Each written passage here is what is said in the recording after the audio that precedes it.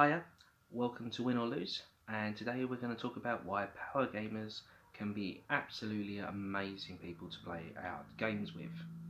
Now let's talk about power gamers. Now the scenario is we're set up, we're deployed, like we're talking about our standard, war game, pick up and play, and we set up, they get first turn, and they soundly beat us before we even get to actually play the game. Now, normally, we would declare these people as the power gamers, the personification of a living rulebook, the destroyers of casual fun, or just outright no joys. And we would basically put them out there that they just don't understand the hobby, and we would avoid these people like the plague. Now, I don't think that I'm going to basically explain why I think that this shouldn't be the case. Now, first and foremost, sorry, I'm looking at my notes. First and foremost, why we shouldn't do this is because wargaming is a compromise. It's what your hobby is doesn't mean it has to be the next person's hobby. Now, I'm a casual player. I'm more of what you call. I think if you put me into like the GW categories that they've created, I'm a narrative wargamer. I play to play out stories and like get more of a cinematic feel out of my games. I couldn't be a power gamer if I wanted to, mainly because I'm not a mortgage broker, and I can't crunch probability and numbers to save my life. So I just couldn't do that. But I've got a lot of respect for the guys that can do that. I mean, and I generally enjoy playing games against these people. I mean, for the first and foremost, they know the rules like the back of their hand. So, I mean, I don't know about you, but I can't stand learning new games. I wish there was like a game system where there's like an app that does it all for you.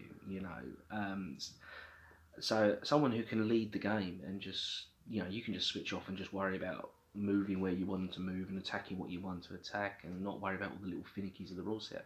If some person can just spout out the rules to you, I mean that's just brilliant. I mean, what's wrong with that? But I'm going to talk about like basically the imbalance between how you can handle your games.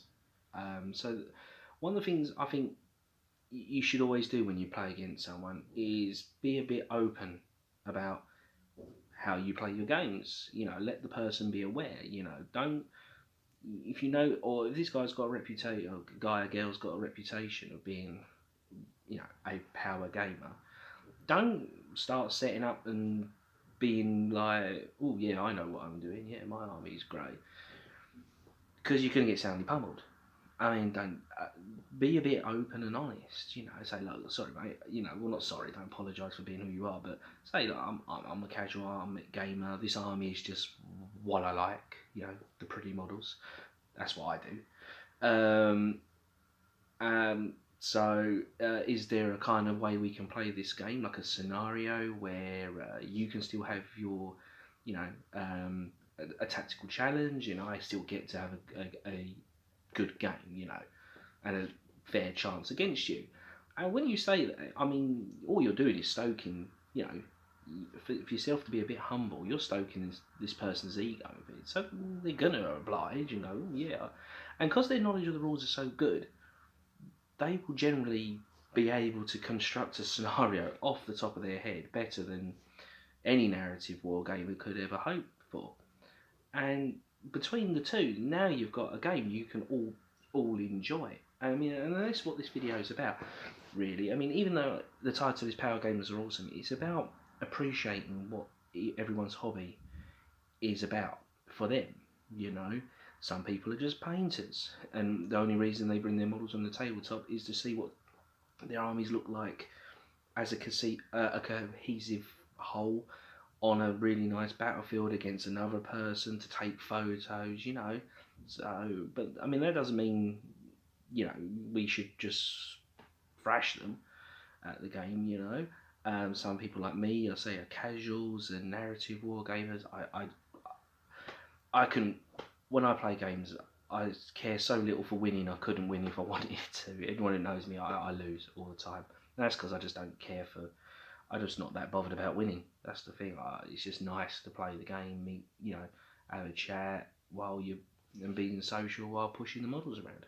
And then you've got the other guys that are about, learning this game intricately as rules as written and pushing the efficiency of where probability, so they've almost got like a somewhat mastery of probability. And I mean, and don't take that away from them. That's great for them. And that's what I'm talking. I think that's what this video is about. It's all well and good. I mean, I'm guilty of it as well as labelling people. You're this gamer, you're that gamer. I don't like you because you're that gamer. You're a power gamer. Bleh. But let's just take, we're all hobbyists. So I think the next time we play our games, maybe before we start getting into, like the whole setting up and just getting on the games, maybe we should communicate and express what we want this game to do, where we can find enjoyment out of this game. And I think being in a bit more, social within the social hobby, I think that can make things a lot smoother.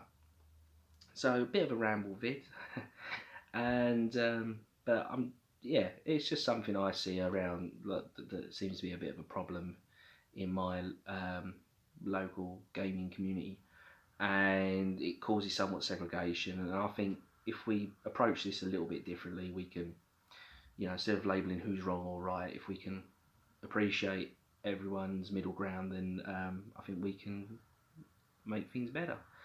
So thanks for watching, and win or lose, just have fun.